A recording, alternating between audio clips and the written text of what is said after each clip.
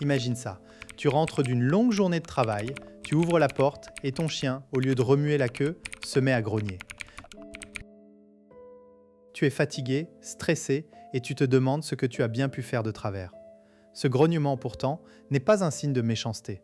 C'est un signal d'alerte que ton chien est arrivé à saturation. À force de subir une journée trop stimulante, son cerveau est en surcharge. Et quand le cerveau craque, le comportement suit. Ce n'est pas une question de dominance ou de mauvais caractère. C'est une question de neurologie. Aujourd'hui, on va décortiquer ce mécanisme invisible qui transforme un bon toutou en boule de nerfs. On va voir pourquoi ton chien grogne après une journée chargée et surtout comment le prévenir et y réagir de manière scientifique et respectueuse. Tu es probablement épuisé par ce comportement. Tu as l'impression de marcher sur des œufs, de ne pas comprendre ce qui se passe dans sa tête. Mais rassure-toi, tu n'es pas seul. La plupart des propriétaires de chiens vivent cette situation au moins une fois. Et la cause est souvent la même, une stimulation excessive. Dans les minutes qui viennent, tu vas apprendre à reconnaître un chien en surcharge cognitive, tu vas comprendre le mécanisme scientifique caché derrière ce grognement, et tu vas repartir avec 3 techniques concrètes, directement applicables, pour calmer ton chien avant qu'il n'atteigne ce point de rupture. Ce n'est pas de la théorie. Ce sont des outils validés par la recherche en éthologie et en cognition canine. Pendant des décennies, on nous a dit que le grognement d'un chien fatigué était un signe de dominance, un test de la hiérarchie. On nous a appris à le réprimander, à le dominer, à le forcer à obéir coûte que coûte.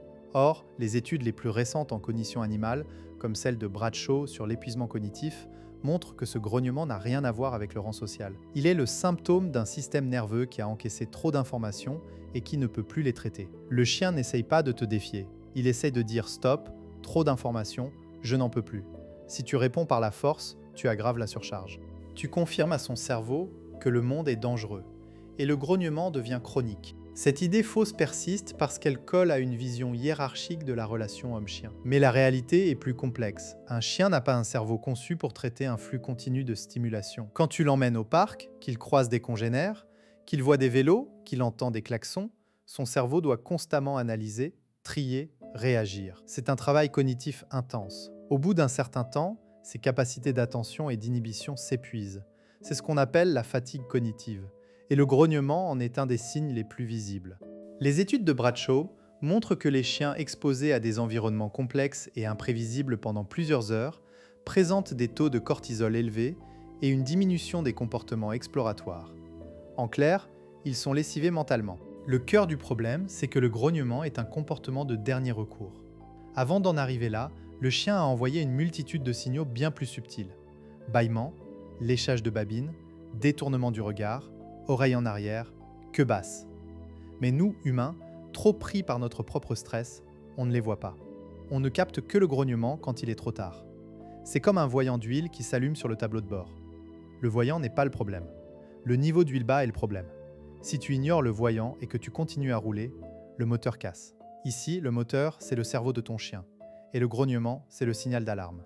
Prenons le cas de Clara, 34 ans, designeuse graphique à Lyon. Elle a un border collie de 3 ans, nommé Pixel.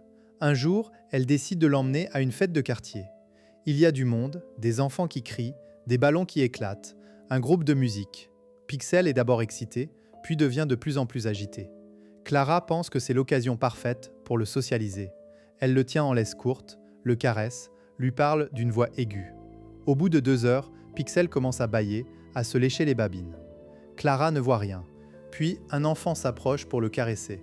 Pixel grogne, montre les dents. Clara est humiliée, paniquée. Elle tire sur la laisse, le gronde sèchement. Pixel grogne encore plus fort. Elle est obligée de rentrer précipitamment. Dans la voiture, Pixel tremble. Clara est en larmes, persuadée d'avoir un chien agressif. Pourtant, le problème n'est pas l'agressivité. Le problème est la surcharge cognitive. Pixel n'a pas reçu les pauses nécessaires pour intégrer toutes les stimulations. Son cerveau a saturé et le grognement était la seule façon pour lui de dire « stop ». Ce scénario est typique. Clara, comme beaucoup de propriétaires, a agi avec les meilleures intentions. Elle voulait que Pixel s'amuse, mais elle a confondu stimulation excessive avec socialisation enrichissante. La socialisation, ce n'est pas exposer le chien à un maximum de choses le plus vite possible. C'est lui apprendre à gérer les stimulations de manière contrôlée, à son rythme, avec des temps de récupération. La clé, c'est de respecter les signaux d'apaisement que le chien envoie avant le grognement. Si tu les ignores, tu forces son système nerveux à rester en alerte. Et à force, le niveau de stress devient chronique. Le grognement devient alors un réflexe conditionné. Le chien anticipe la surcharge et grogne dès qu'une situation est trop complexe. Pour décoder ces signaux, il faut s'intéresser à la communication canine fine. Le bâillement, ce n'est pas forcément la fatigue. C'est souvent un signal de stress, un moyen de libérer de la tension. Le léchage de babine, c'est un apaisement. Le détournement du regard, c'est une tentative de désamorcer une interaction. Si tu vois ces signes, c'est le moment de faire une pause. Emmène ton chien dans un endroit calme, loin des stimulations. Laisse-lui le temps de se poser. 3 minutes de calme peuvent suffire à faire redescendre son niveau de stress. Mais surtout, ne le récompense pas avec des caresses ou des friandises à ce moment-là. La caresse peut être stimulante elle aussi. Reste neutre et immobile. Laisse-le revenir à lui. Les conséquences d'ignorer ces signaux sont multiples. D'abord, le chien apprend que grogner est le seul moyen d'être écouté. Ensuite, le stress chronique affecte sa santé. Problèmes digestifs, baisse d'immunité, troubles du sommeil. Enfin, la relation de confiance se dégrade. Le chien associe la présence de son propriétaire à des situations désagréables. Il devient moins enclin à interagir, plus méfiant. À long terme, cela peut conduire à des comportements d'évitement ou d'agression réactive. Il est donc crucial de repérer le seuil de tolérance de ton chien et de ne jamais le dépasser. Technique 1. Le baromètre d'éveil. Chaque chien a un seuil de tolérance différent. Certains chiens supportent 1 heure de parc, d'autres seulement 20 minutes. Pour connaître le seuil de ton chien, utilise un carnet d'observation. Note les moments où il commence à montrer des signes de stress, bâillement, allaitement excessif, agitation. Tu verras un schéma émerger. Par exemple, en semaine, après 10 minutes de jeu intense, il bâille. C'est le moment de faire une pause. Le week-end, il peut tenir 20 minutes parce qu'il est plus reposé. Ajuste tes sorties en fonction. Si tu sens que la journée a été chargée, réduis la durée des promenades. Mieux vaut une promenade courte et calme qu'une longue et stressante. Exemple exact, le lundi, après une journée de télétravail, ne l'emmène pas au parc canin bondé. Opte pour une balade en forêt, sans croiser d'autres chiens. Observe son langage corporel. Dès que tu vois un bâillement, rentre. Technique 2, le coin calme. Chez toi, aménage un espace dédié à la détente.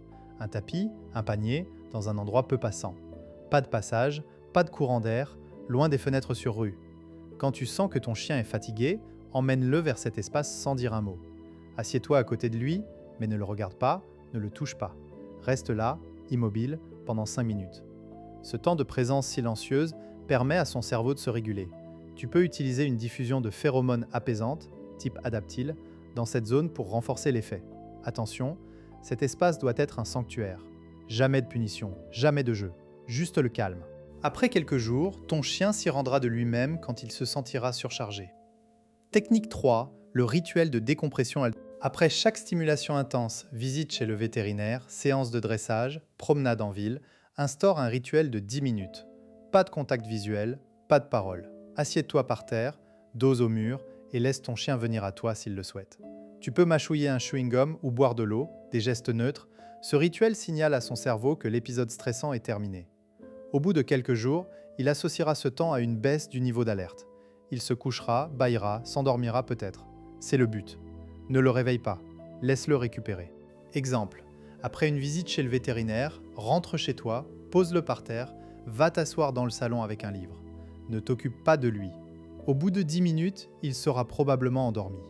Tu auras ainsi évité qu'il rumine son stress et grogne plus tard dans la soirée. Mais si mon chien grogne, je dois le punir pour qu'il comprenne que c'est mal, c'est une objection fréquente. Pourtant, punir un grognement, c'est comme punir un enfant qui pleure. Le grognement est une expression émotionnelle. Si tu le punis, le chien apprend à ne plus grogner, mais il garde son stress. Il passera directement à la morsure, sans avertissement. C'est extrêmement dangereux. La recherche en éthologie montre que les chiens qui grognent sont plus prévisibles et donc plus faciles à gérer que ceux qui mordent sans prévenir. Ne supprime pas le signal, écoute-le. Un grognement est une information précieuse. Il te dit que ton chien est en détresse. À toi d'aménager son environnement pour qu'il n'atteigne plus ce point. Je n'ai pas le temps de gérer ça, j'ai une vie trépidante. Je comprends. Mais le temps que tu passes à gérer les conséquences d'un chien stressé est bien supérieur au temps de prévention. Quelques minutes de pause bien placées peuvent économiser des heures de conflit. Par ailleurs, un chien équilibré est un chien qui dort bien, qui ne détruit pas la maison, qui ne grogne pas sur les invités. Investir du temps dans sa gestion cognitive, c'est investir dans ta tranquillité. Tu n'as pas besoin de devenir un expert en éthologie. Il te suffit d'observer, de respecter et de mettre en place ces 3 techniques. Elles ne prennent que 5 à 10 minutes par jour.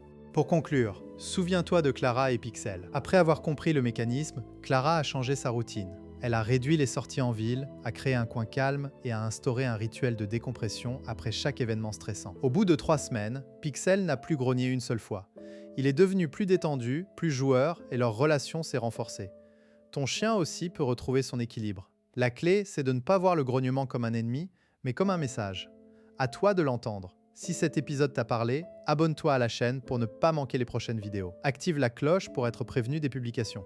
Et toi, as-tu déjà vécu une situation similaire? Raconte-la en commentaire. Je lis tous les messages. À bientôt.